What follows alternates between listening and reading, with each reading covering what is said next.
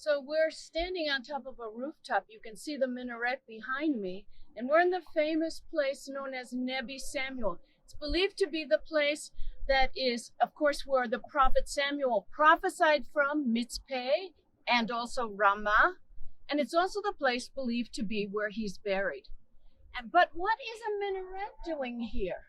So what we see here is a Arab minaret on top of a Crusader church, and the Crusader church is built on top of what is believed to be Prophet Samuel's grave. This is the great high place that was mentioned in the book of Samuel, and of course it is the place where Solomon asked God for wisdom to judge the people after giving 1,000 sacrifices in Upper Gibeon. This is the tribal land of Benjamin, and this is the area that the world calls Samaria as well. So we're going to take a look at what we're seeing here, as well as look into the historical record that's here just a few minutes outside of Jerusalem. Right behind me is the town known as Gib. That's an abbreviation of the word Gibeon.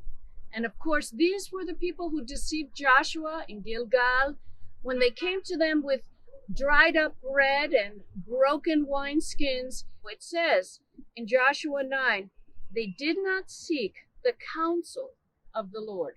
In other words, they made this covenant agreement with these tricksters behind us, the Gibeonites. And this is the high place just outside of the town known as Gibeon. Ramallah is directly to the north here, and you can see what an enormous, sprawling city it is.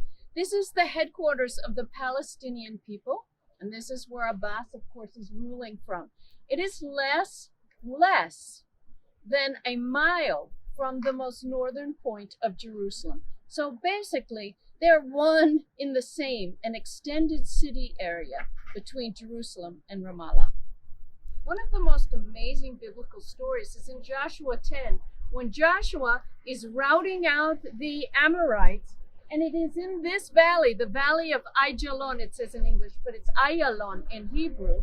It's in this valley that he prayed this prayer, sun stand still over Gibeon, and moon in the valley of Ayalon.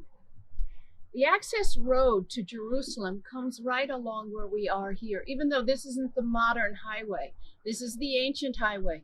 And the Crusaders were thrilled when they got this far in the year 1099 and conquered Jerusalem. They actually renamed this mountain Mount of Joy. But, of course, we know they were destroyed in 1187, and Richard the Lionheart came back in the early 13th century to weep over Jerusalem, knowing that the Second Crusader kingdom could never conquer Jerusalem again. So this is the church that was built by the Crusaders, and you can see right behind me the mihrab, or the niche, that of course was put here when this was converted into a Muslim shrine. Just to the side of us here, we have, of course, the prayer room for the Muslims. And right beneath our feet is believed to be the tomb of the prophet Samuel. Okay, this is the western entrance. This was the main entrance during the Crusader period. You can see the arches that had the road going up to its fortress here. So it also had an amazing moat and an incredible quarry that was built here during that period as well.